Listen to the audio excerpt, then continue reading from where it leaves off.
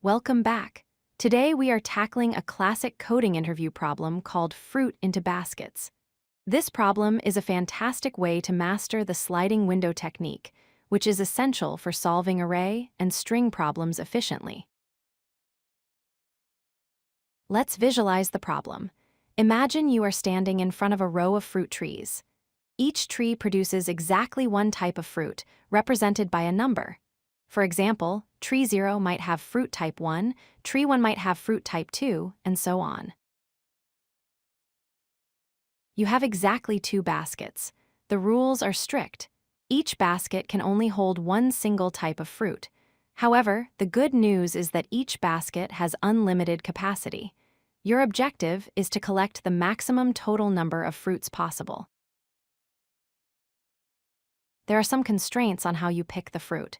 You can start at any tree you like. But once you start, you must pick exactly one fruit from every subsequent tree moving to the right.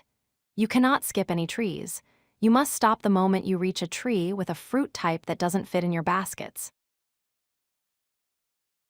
Because we need to find the longest contiguous sequence of trees with at most 2 distinct fruit types, the sliding window approach is perfect here. Instead of checking every single starting position, we will form a window that expands and shrinks dynamically.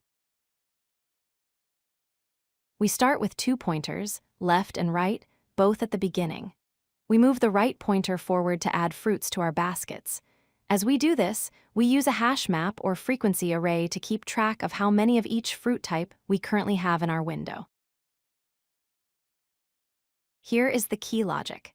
If adding a new fruit makes our map size exceed 2 distinct types, our window is invalid. We must shrink the window from the left.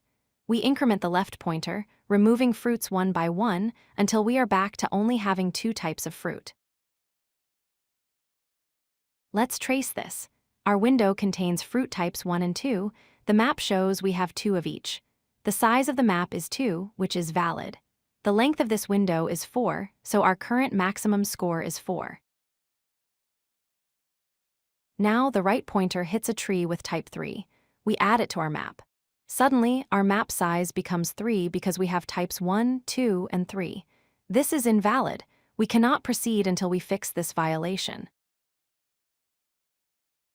We move the left pointer to the right, discarding the fruits at the beginning. Once we remove all instances of fruit type 1, our map size drops back to 2. Now our window contains only types 2 and 3. It is valid again, and we can continue searching. Finally, let's look at efficiency. The time complexity is O of n, even though we have a loop inside a loop. The left and right pointers each move across the array at most once. The space complexity is O of 1, because our map will never hold more than 3 types of fruit at a time.